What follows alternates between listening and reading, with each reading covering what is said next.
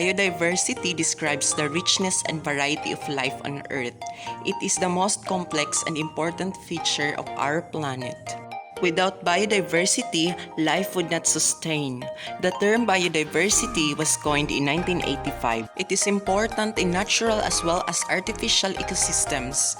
It deals with nature's variety, the biosphere.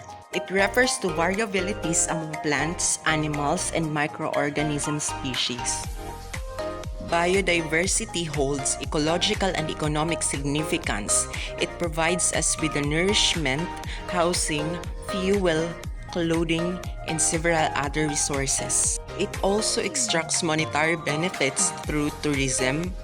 Therefore, it is very important to have a good knowledge of biodiversity for a sustainable livelihood.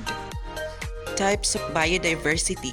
There are three different types of biodiversity: genetic biodiversity, species biodiversity, and ecological biodiversity. Species diversity. Species diversity refers to the variety of different types of species found in a particular area. It is the biodiversity at the most basic level. It includes all the species ranging from plants to different microorganisms. No two individuals of the same species are exactly similar. For example, humans show a lot of diversity among themselves. Genetic diversity. It refers to the variations among the genetic resources of the organisms. Every individual of a particular species differs from each other in their genetic constitution. That is why every human looks different from each other. Similarly, there are different varieties in the same species of rice, wheat, maize, barley, etc. Ecological diversity. An ecosystem is a collection of living and non-living organisms and their interaction with each other.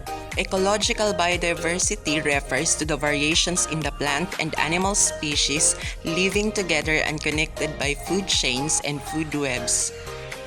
It is the diversity observed among different ecosystems in a region. Diversity in different ecosystems like deserts, rainforests, mangroves, etc. include in ecological diversity. Importance of biodiversity. Biodiversity and its maintenance are very important for sustaining life on Earth. Few of the reasons explaining the importance of biodiversity are: ecological stability. Every species has a specific role in an ecosystem.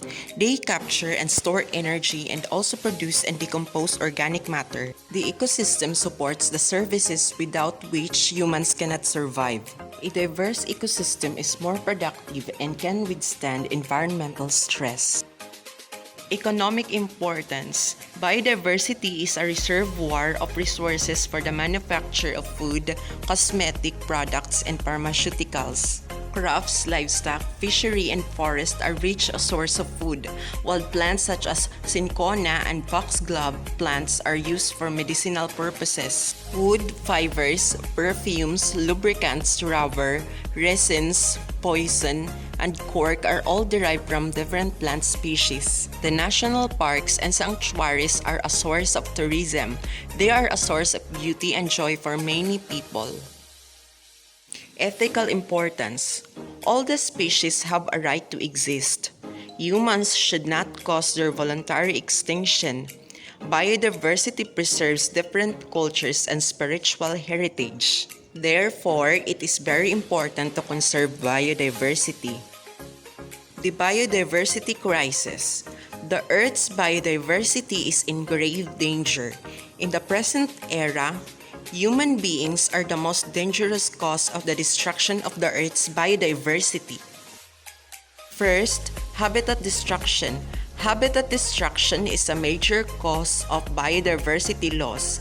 Habitat loss is caused by deforestation, overpopulation, pollution, and global warming. Species that are physically large and those living in forests or oceans are more affected by habitat reduction. Some experts estimate that around 30% of all species on Earth will be extinct by 2050. According to the International Union for Conservation of Nature, Globally, about one-third of all known species are threatened with extinction. Even it is estimated that 25% of all mammals will be extinct within 20 years. Second, invasive species. Even if a small element of an ecosystem breaks down, the whole system's balance is threatened. Freshwater ecosystems are nowadays the most threatened ecosystems. Invasive species refer to those that would normally remain constrained from an ecosystem because of the presence of natural barriers. Since these barriers are no longer existing, invasive species invade the ecosystem, destroying native species. Activities have been the major cause of encouraging invasive species. Third, overexploitation of species. Species can also be threatened by genetic pollution, uncontrolled hybridization, and gene swamping. For instance, abundant species can interbreed with rare species, thus causing swamping of the gene pool. Overexploitation is caused by activities such as overfishing, overhunting, excessive logging, and illegal trade of wildlife. Over 25% of global fisheries are being overfished at unsustainable levels. Fourth, global warming and climate change. Global warming and climate change are also becoming a major cause of loss of biodiversity. Changes in climates and global temperatures directly impact physical environmental factors essential for sustainable habitat. For example, if the present rate of global warming continues, coral reefs, which are biodiversity hotspots, will disappear in 20 to 40 years. The wildlife in the mountain regions that requires cool temperatures of high elevations, such as the rock rabbit and mountain gorillas, may in the near future run out of habitat due to global warming. If global warming and climate change continue, 10% of the entire world species might go extinct by 2050. Fifth, pollution. The various forms of pollution, including water pollution, soil pollution, air pollution, land pollution, and agricultural pollution, pose a serious threat to the biological systems, destroying animal and plant habitats due to the release of toxic substances and chemicals. Some seriously polluted regions have become dead zones as the conditions cannot sustain any life form. Apart from habitat destruction, pollution poses long-term cumulative impacts on the species' health, contributing to their eventual death. For instance, marine and freshwater life forms are most affected by pollution. Sixth, human overpopulation. Overpopulation has witnessed continued encroachment into frontier forest, heightened pollution, and destruction of natural ecosystems that have considerably contributed to mass extinction of species. The number of threatened species persists in multiplying worldwide, whereas some have completely gone extinct.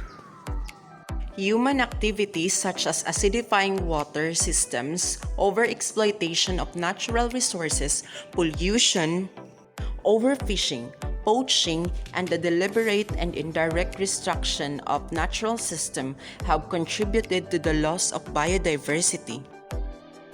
Seventh, natural calamities. Natural calamities such as floods, drought, forest fires, earthquakes, volcanic eruptions, epidemics, etc. sometimes take a heavy toll on plant and animal life. In nature, such episodes are usually confined to a specific plant or animal populations, as the pathogen is often specific to particular species or group of species.